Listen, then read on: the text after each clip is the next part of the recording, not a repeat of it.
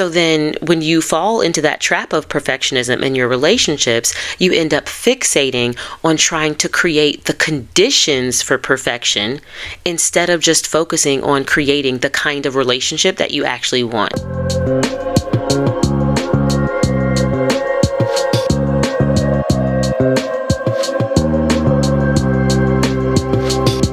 You're listening to the Life Edit Project podcast, where busy, ambitious high achievers get the tools they need to fight perfectionism and overwhelm so they can smash their goals without all the drama. I'm your host, recovering overachiever turned professional life coach, Elizabeth Burrows. Let's get to it.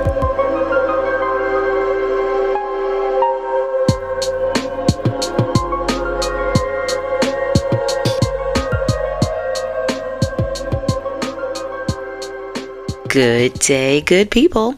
Welcome back to episode 56 of the Life Edit Project podcast. I'm your favorite life coach and podcast host, Coach Elizabeth. And as always, I'm super excited to be here. I'm excited to have you joining me as a listener, and I'm excited about today's conversation. We're going to be talking about perfectionism, which is something that I know you care about. But before we dive in, I do have a request for you. If you enjoy this show, if it's been helpful to you in any way, if you've ever gotten any gems that I have dropped, would you please take 2 minutes and leave me a 5-star rating and review on Apple Podcasts? Reviews are a great way for me to get feedback from you, my lovely listeners, and they're one of the best ways to help the show get in front of new listeners. And getting in front of new listeners is always one of my goals because I want to help the people. Plus, if you leave a review, you will get a shout out from me on a future episode as my featured listener bae of the week. And don't you want to be my bae? I think you do. So if you don't know how to leave a review, I've got step-by-step instructions on my website at lifeeditproject.com/podcast. And I've even got snapshots so that it's really easy to follow. And of course, I've got that site linked up for you in the show notes because I like to make it easy for you. So do me a favor and leave me a 5-star rating and review, and we'll be BFFs forever. Okay, that is just the housekeeping. Now that we've got that done, it is time for the juicy entree that is the main topic of this episode. Let's explore 2 sneaky ways that perfectionism is showing up in your relationships and ruining them. But before we jump in, let's ground all of this and just give it a little context and revisit what perfectionism is and why we don't want it anywhere near our relationships. Ready? Let's go.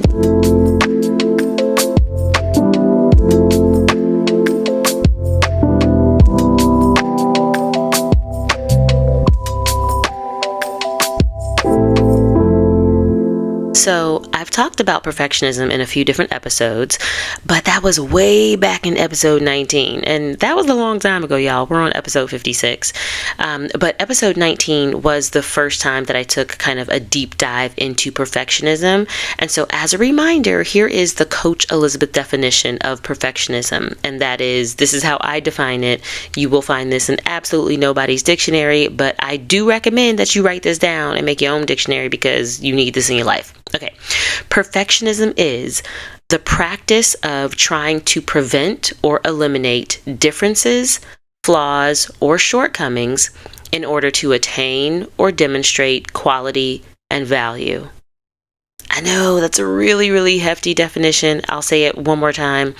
Perfectionism is the practice of trying to prevent or eliminate differences, flaws, or shortcomings in order to attain or demonstrate quality and value.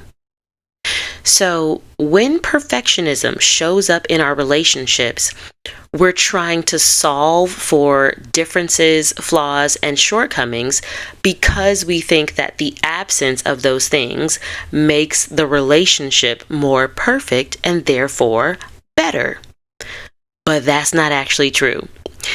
In romantic relationships, for example, the absence of conflict or difference is not the same thing as having peace in your relationship. In family relationships, let's say in parenting, having perfectly obedient children is not the same thing as having children who love and respect you. Those two things are not the same. And let's say in your friendships, remembering your friend's birthday doesn't automatically make you a thoughtful and considerate friend. But perfectionism has you believing that this is all it takes. The appearance of a perfect relationship is what makes a good relationship. So then when you fall into that trap of perfectionism in your relationships, you end up fixating on trying to create the conditions for perfection instead of just focusing on creating the kind of relationship that you actually want. It's the ultimate okie doke. It's the ultimate trap. Now, as a recovering perfectionist myself, I know a thing or two about all the ways that perfectionism can creep into the different areas of our life and how counterproductive that can be. And one thing I know is that perfectionism can wear a lot of different disguises. It can wear a lot of different masks, so it can be hard to spot, hard to identify. But whenever perfectionism shows up, perfectionism creates problems. But when you can't identify the problem, you can't solve for it. And that's why we're revisiting perfectionism in today's episode with this conversation. So in the rest of this conversation, I want to share 2 sneaky ways that perfectionism shows up in our relationships. The first way that perfectionism might be showing up in your relationships is that you're shoulding all over the people in your life. I said should, y'all. I'm not using bad words. Okay. So if you are shoulding on the people in your life, that means you have expectations that you treat as rules for how other people should behave. You think you know what the other person should do, think, feel, and how they should respond to the things that happen. You have an imaginary rule book for how other people should show up in order for the relationship to function properly. And when those people step out of line or when they show up differently than you think they should, you get upset. When perfectionism shows up in this way in your relationships, it's bad news because it means you get fixated on trying to convince the other person that the way they're showing up is wrong.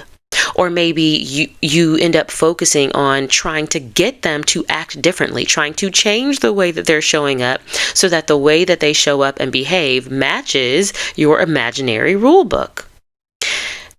When I'm coaching a client, sometimes I notice this type of perfectionism when the client tries to get me to take their side as they're describing something that's happening in a relationship with another person.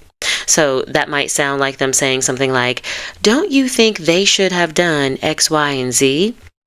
Or, "Wouldn't you think that it would be better if they would just 1, 2, 3?" But as a professional life coach, I don't fall into this trap because what I think doesn't matter. I don't need to weigh in. My clients don't need to know what I think the other person should or should not be doing.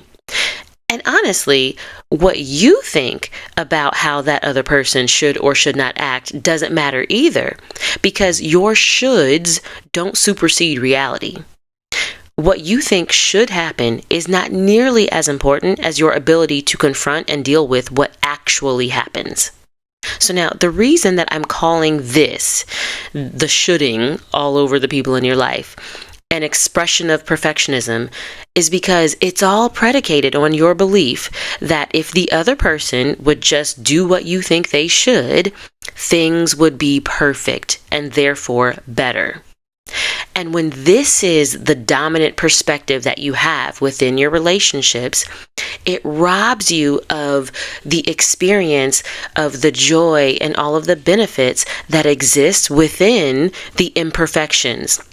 The joy that happens within those flaws and within the differences, and yes, even within the shortcomings that other people show up with.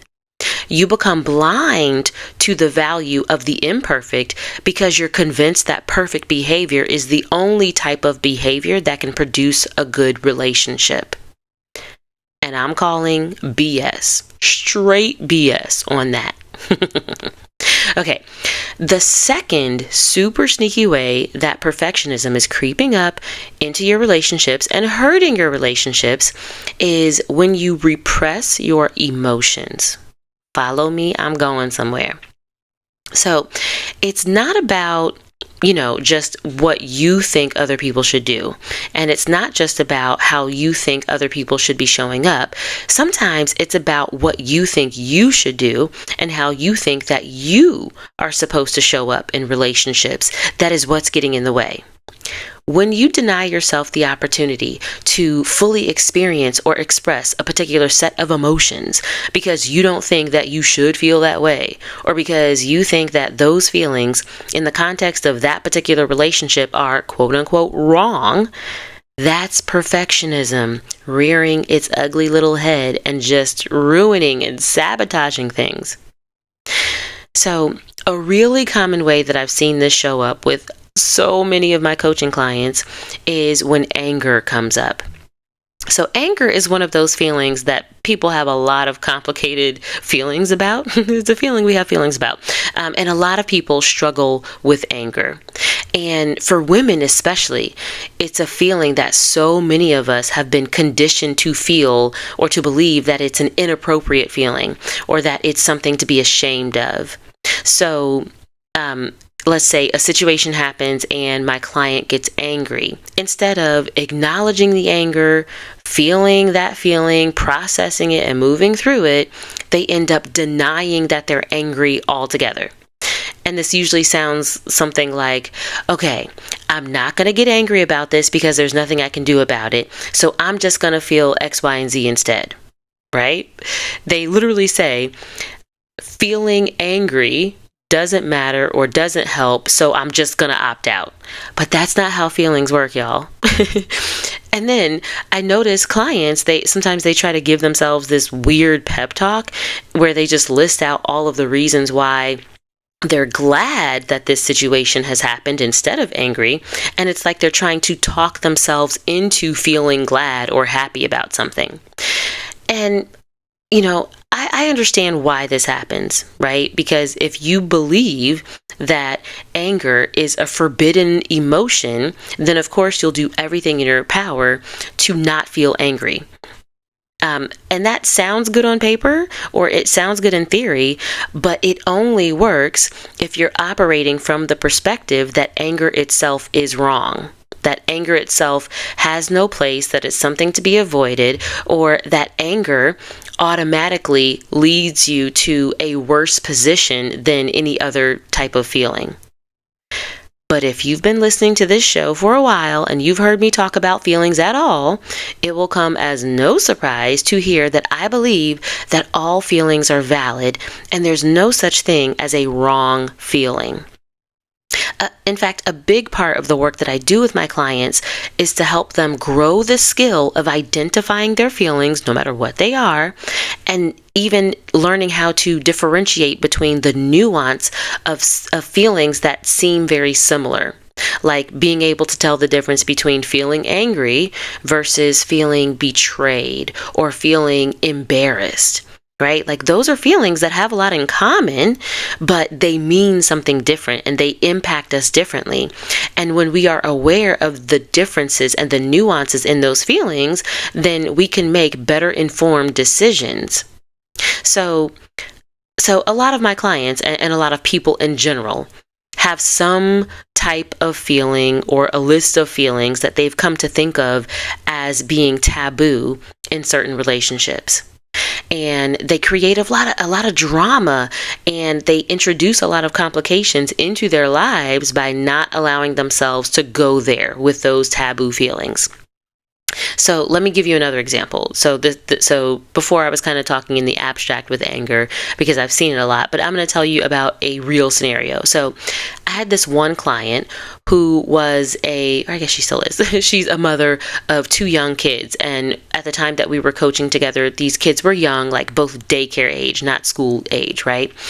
And both of the kids happened to have special needs. So their situation, their lifestyle, their family situation, it was complex. And one of the feelings that came up pretty frequently for this client while we were working together was the feeling of frustration. So she would get frustrated when something happened that would throw off their regular daily routine. She might get frustrated with the number of dishes that were in the sink, or she got frustrated with how hard it was to find quality, reliable, affordable care for her children that met their needs. But she didn't believe that she was allowed to feel frustrated. She believed that feeling frustrated meant that something was wrong or that she was doing something wrong. So she spent a lot of energy either trying to pretend like she wasn't frustrated, or she would acknowledge maybe the frustration, but then just layer a bunch of guilt on top of it, because to her, good moms don't get frustrated. And I'm here to tell you that this type of emotional denial and resistance is, in fact, a form of perfectionism. When you make certain feelings off limits, you just decide that you can't go there, whether it's in romantic relationships, in your family relationships, or in your professional relationships with your colleagues at work. It doesn't mean that the feelings stop showing up or that they no longer exist. Instead, you're just denying yourself the opportunity to honestly and completely feel them, which then means that you don't get a chance to process the feelings and actually move on.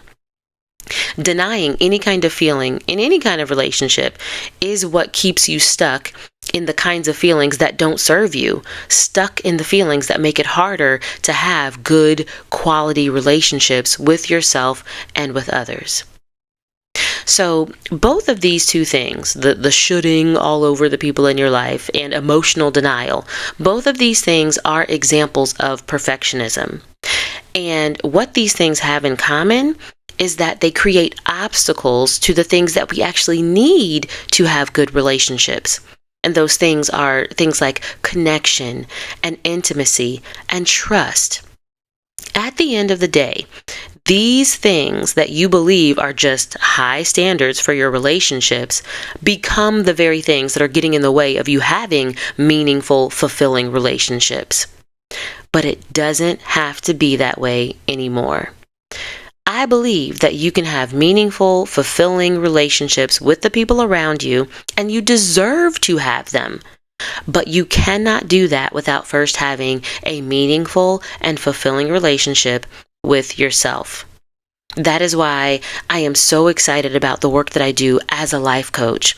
My one-on-one coaching program will literally give you the tools that you need to build a healthy, meaningful, and fulfilling relationship with yourself that then becomes the foundation for your relationship with the people around you.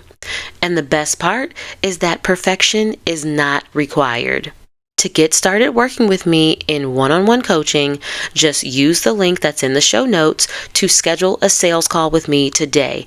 And I cannot wait to get started, and let's take all of your relationships to the next level by ditching perfectionism.